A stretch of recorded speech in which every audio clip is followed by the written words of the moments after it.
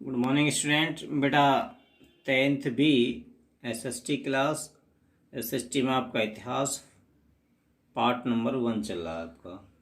तो last video में मैंने नेपोलियन की संहिता के बारे में आपको बताया था, उसने क्या सुधार किए थे।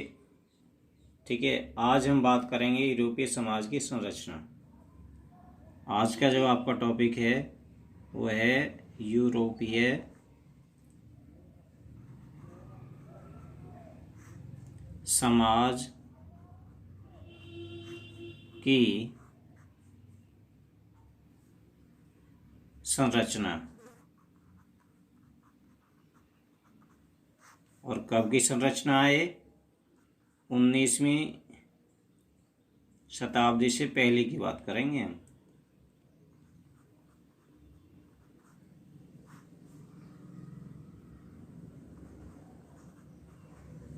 पहले 19वीं शताब्दी से पहले यूरोपीय जो समाज था वो किस प्रकार का समाज था।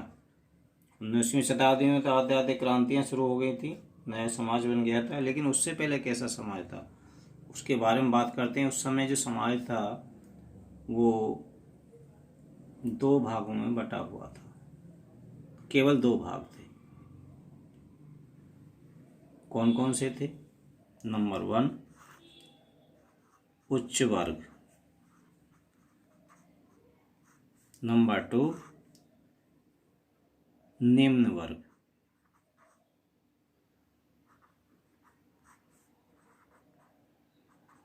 दो ही भाग थे, मिडिल क्लास नहीं थी, मध्य वर्ग नहीं था 19वीं शताब्दी से पहले। तो निम्न वर्ग में कौन आते थे? कृषक आते थे, किसान लोग, है ना, किसान वर्ग आते थे जो बेचारे मेहनत मजदूरी करके अपनी फसल उत्पन्न करते थे। और उच्च वर्ग में आते थे कुलीन लोग। कुलीन लोग कौन थे? राजा, राजा की फैमिली, चर्च में रहने वाले लोग, है ना, वो लोग थे। तो पहले हम बात करते हैं फर्स्ट नंबर की, उच्च वर्ग। नोट से बेटा ये अपनी साथ के साथ अपनी कॉपी में इन्हें लिखते चले। उच्च वर्ग की बात करते हैं बेटा हम पहले। उच्च वर्ग में क्या था, क्या क्या किस कंडीशन में रहता था ये लोग? तो कम जनसंख्या थी इन उच्च वर्ग के लोगों की,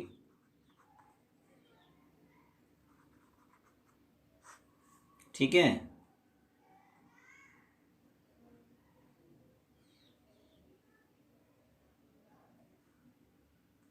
तथा वर्चस्व, वर्चस्व मतलब इन्हीं का बोलबाला था समाज में।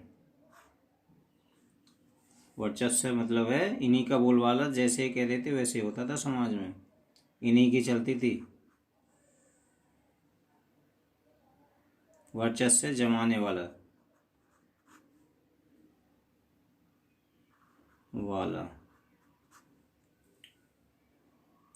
जमींदार,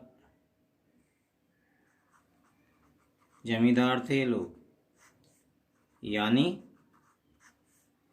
ढेर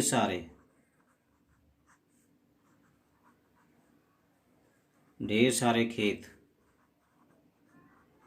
खेतों के मालिक और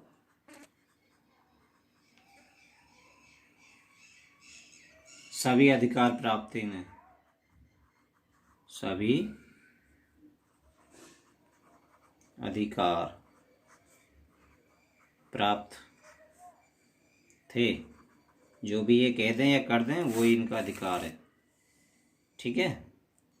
नंबर 2 पे आता है निम्न वर्ग। निम्न वर्ग के बारे में बता दूं तब समझाऊंगा आपको, ठीक है बेटा। देखिए निम्न वर्ग में क्या था, अधिक जनसंख्या थी,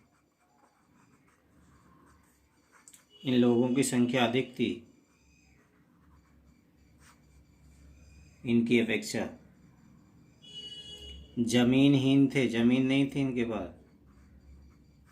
जमीनहीन मतलब जमीन ही नहीं थी खेती करने के लिए, या किराए पर जमीन लेते थे जमींदारों से खेती करने के लिए, किराए पर जमीन थी, है ना, किराए पे जमीन लेते थे। किसी भी प्रकार के अधिकार नहीं थे इन्हें,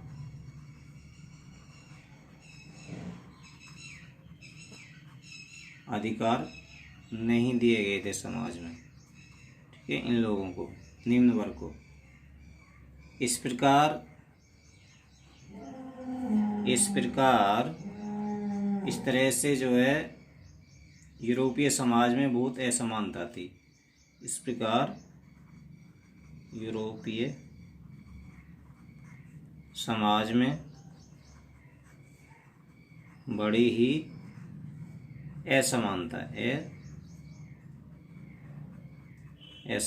थी 19वीं शताब्दी से पहले। देखो ये जो उच्च वर्ग वाले लोग थे ना, उच्च वर्ग वाले, इनकी संख्या तो बहुत कम थी।